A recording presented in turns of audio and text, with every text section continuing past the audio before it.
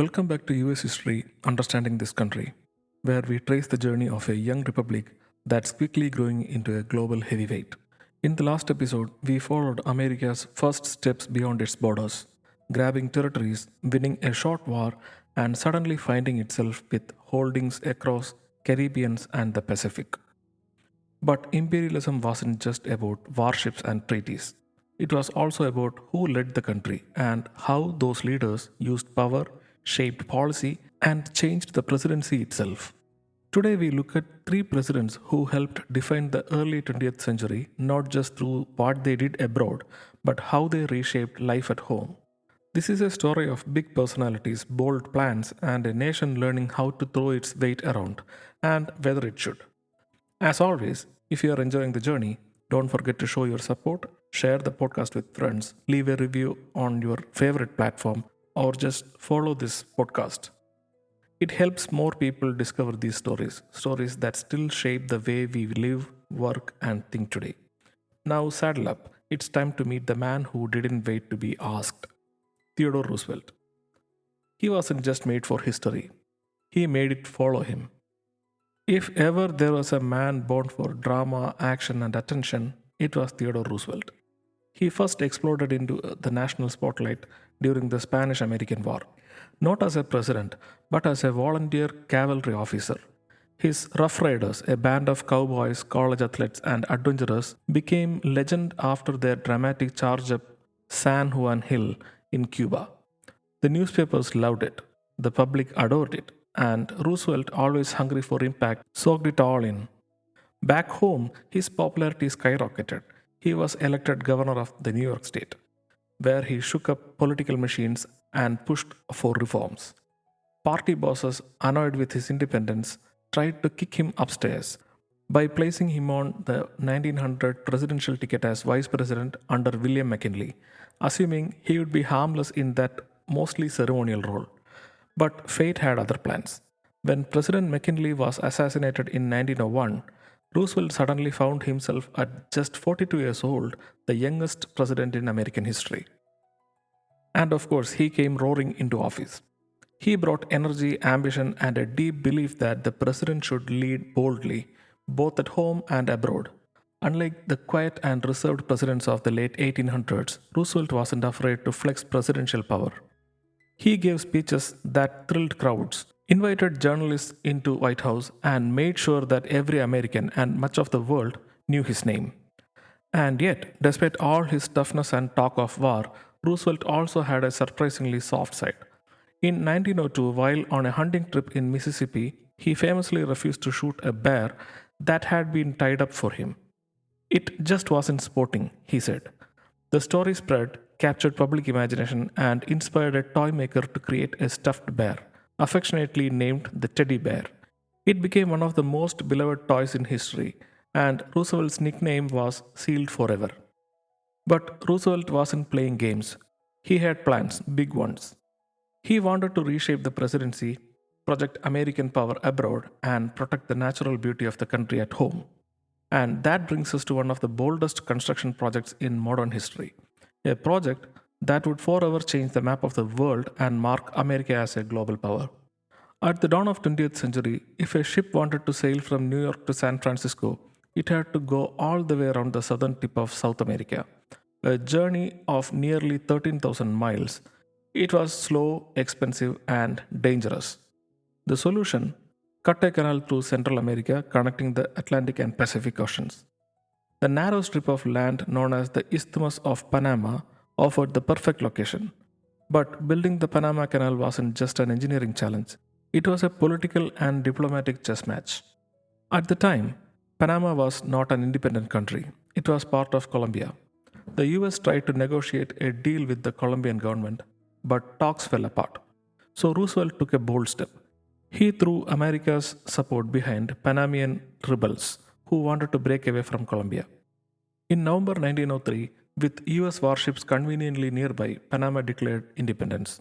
And within days, Roosevelt recognized the new country. The US quickly signed the Hay-Bunawaria Treaty, granting America control over the 10-mile wide strip of the land known as the Canal Zone. It was, in Roosevelt's words, a splendid little revolution. Construction began and it was massive. Thousands of workers, many from the Caribbean, toiled in brutal conditions. They fought not just mud and machinery, but deadly diseases like malaria and yellow fever. The project had already failed once under French management in 1880s, but under American control and with improved sanitation, it moved forward. After a decade of digging, dynamite, and determination, the Panama Canal opened in 1914, just as Europe descended into the Great War. The canal wasn't just a marvel of engineering, it was a symbol of America's growing reach, of Roosevelt's belief in action, and of how the US was no longer just a country between two oceans, but a power that could move between them at will. Still, Roosevelt wasn't done defining his foreign policy. The canal was just one part of a much larger vision, a vision captured by a phrase he named famously: speak softly and carry a big stick. Teddy Roosevelt was never one to whisper, but the phrase he made famous, speak softly and carry a big stick, you will go far, summed up his view of how America should behave on the world stage. It came from an old African proverb, but Roosevelt gave it a new life. In essence, he believed that diplomacy was always the first step, but it should be backed by credible threat of force. You don't have to shout if everyone knows you have the power to act. And Roosevelt didn't just talk the talk. He built up the US Navy, sending the Great White Fleet, 16 gleaming battleships, around the world in 1907 just to showcase American naval strength. It was like a moving billboard of American muscle, peaceful, proud, but unmistakably intimidating. His big stick approach was most visible in Latin America and Caribbean, where Roosevelt didn't hesitate to use military force or the threat of it to protect American interests. Whether it was securing the Panama Canal, influencing local politics, or collecting debts owed to European powers, the US was now acting like a regional enforcer. This approach came to a head in 1904 with the dramatic expansion of American foreign policy, the Roosevelt corollary to the Monroe Doctrine. The origin Monroe Doctrine, issued back in 1823, had warned European powers to stay out of the Western Hemisphere. But Roosevelt took it a step further, essentially declaring that if any country in the Latin America became unstable or failed to pay its debts, the United States would step in, not Europe. In other words, we will handle our backyard with the big stick if we have to. Under this policy, US troops landed in Cuba, the Dominican Republic, Nicaragua, and Haiti over coming decades. Often, the intervention was framed as keeping peace or promoting order, but they also ensured that American businesses, banks, and political interests stayed protected. To Roosevelt, this wasn't empire, it was responsibility. To many in Latin America, though, it felt like a new kind of colonialism wearing a star spangled hat. But Roosevelt activism didn't stop at foreign shores. He had just as much as energy for shaking things up at home. While Theodore Roosevelt roared abroad, he also brought that same energy home into the heart of American life. He called it domestic policy the square deal, and it was built around one simple promise: fairness. Roosevelt believed that in a rapidly industrializing country, government should step in to protect an average citizen, not just the powerful. This was a big shift from the hands off attitude of presidents before him. To Roosevelt, the president wasn't a bystander, he was a referee making sure the rules were fair and the game wasn't rigged. The Square Deal focused on three C's: control of corporations, consumer protection, conservation of natural resources. Let's unpack each. First, corporate control. Roosevelt didn't hate big businesses, he admired success. But he hated monopolies that crushed competitions and cheated the public. In 1902, he took on Northern Securities, a giant railroad trust controlled by J.P. Morgan. When the Supreme Court ordered the company to break up, it was a shock.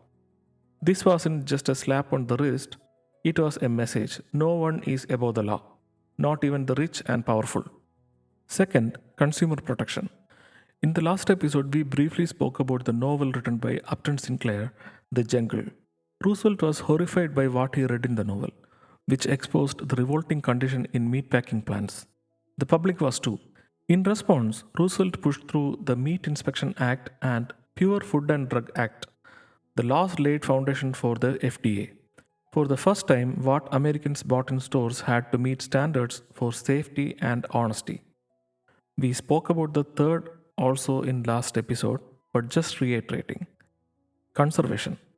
Roosevelt was the first president to treat the environment as a national treasure. He created 5 national parks, protected over 230 million acres of public land, and established US Forest Service. To him, conservation wasn't just about beauty, it was about responsibility to future generations. Roosevelt's Square Deal made the presidency more active, more personal, and more public than ever before. He used his office as a bully pulpit, speaking directly to the people and shaping national opinion. He left office in 1909 at the heights of his popularity, but as you'll see, Roosevelt wasn't done, not by a long shot. When he stepped down, he handpicked his successor, William Howard Taft, his close friend and former Secretary of War. Taft was smart, careful, and had a deep respect for the law. Roosevelt trusted him to carry the progressive legacy, the Square Deal trust busting reform. But being president, Taft never really wanted it. He had always dreamed of becoming the Supreme Court justice, not a politician. And while he was deeply capable, Taft lacked Roosevelt's charisma and appetite for drama. Where Roosevelt had been bold and theatrical, Taft was quiet, cautious, and methodical. Still, Taft wasn't a conservative as some critics claimed. In fact, he broke up more trusts than Roosevelt did, including Standard Oil in 1911, but he approached reform like a judge, not as a crusader. He believed in following the Constitution to the letter, even when the moment called for bold leadership. His difference in style and philosophy began to drive a wedge between the two men. Taft also raised tariff in ways that upset progressives and appeared to favor big businesses. He fired Gifford Pinchot, Roosevelt's close friend and head of the Forest Service, after a controversial land dispute. To Roosevelt, this was a betrayal of the conservation movement. To many progressives, it looked like Taft had abandoned reforms altogether.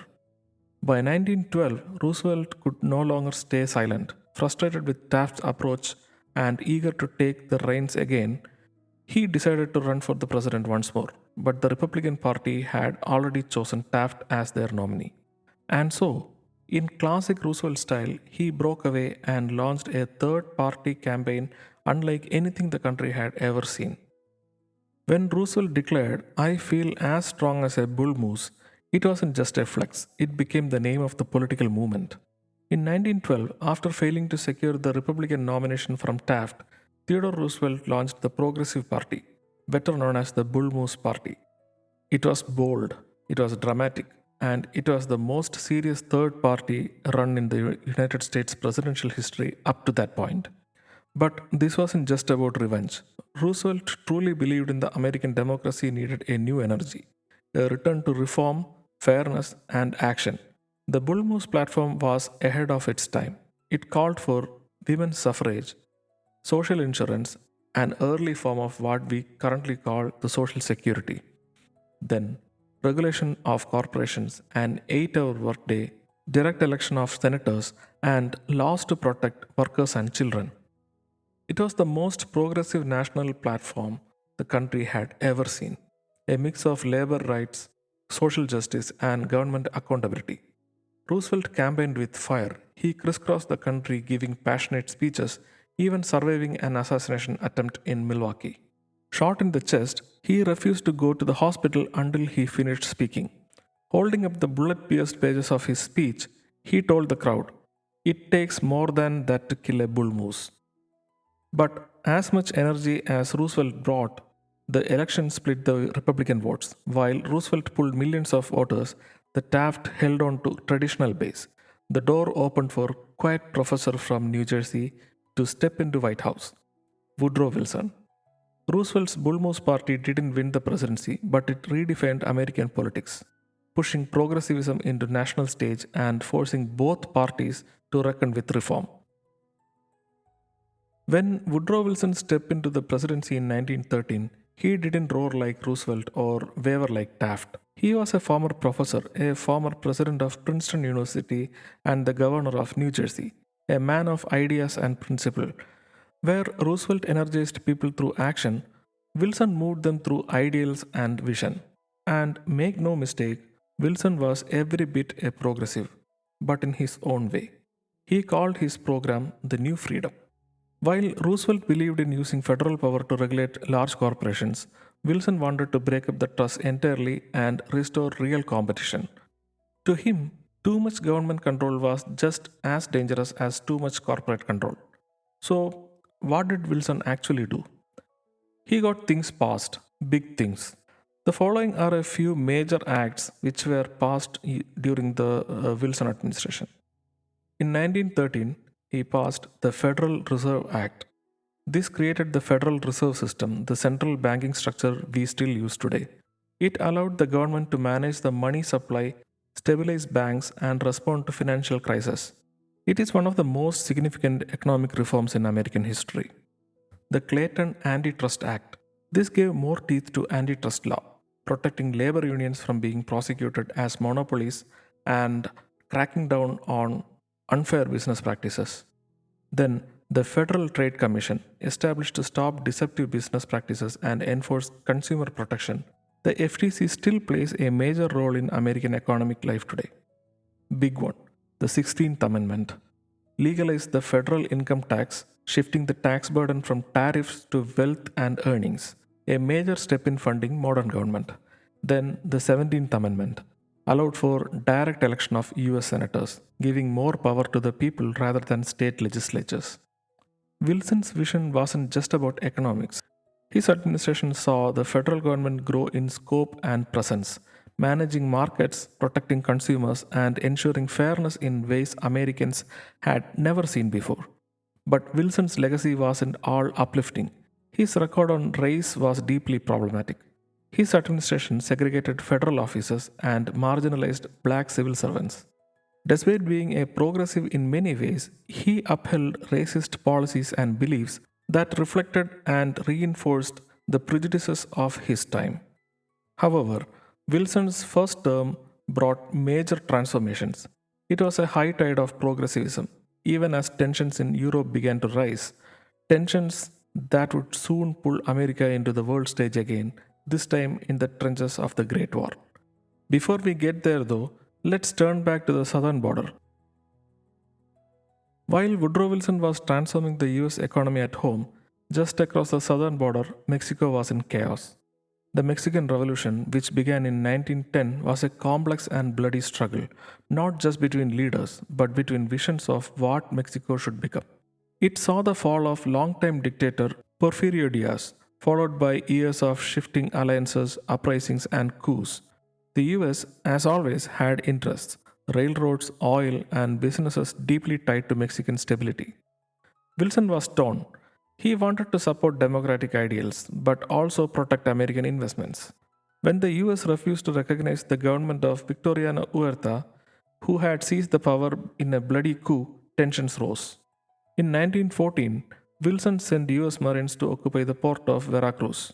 This was after a diplomatic insult known as the Tampico Affair. The goal was to weaken Huerta, but it triggered anti American protests throughout the Latin America. Eventually, Huerta stepped down, but chaos continued.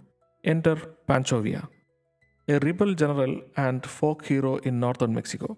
At first, the US supported him, but as Villa lost influence and Wilson recognized a rival government, Villa turned on the US. In 1916, he led a raid across the border, attacking the town of Columbus, New Mexico, killing American civilians. The US response was swift. Wilson ordered General John J. Pershing to lead a military expedition into Mexico, the Punitive Expedition, to capture Villa. American troops chased him for months through rugged terrain but never caught him. Meanwhile, tensions with the Mexican government soared and the war seemed possible. It never happened, but the episode revealed the limits of American power, even in its own hemisphere. And it foreshadowed a much bigger challenge just over the horizon, one that would drag the US into the heart of Europe. That's a story for another episode. For now, we close the chapter on American imperialism, a time when US claimed new lands, policed foreign neighbors, and reimagined what kind of country it was becoming. A republic that once warned against foreign entanglements was now building canals, rewriting borders, and reshaping economies across the globe. And at home, a wave of reform, from Roosevelt's Square Deal to Wilson's New Freedom, redefined what government could do for its own people. Soon, the world erupts in war, and America must decide, will it stay neutral or lead the charge? You know how it went. We will talk about the Great War in the coming episode. Until then, keep exploring, keep questioning, and keep understanding this country. Bye.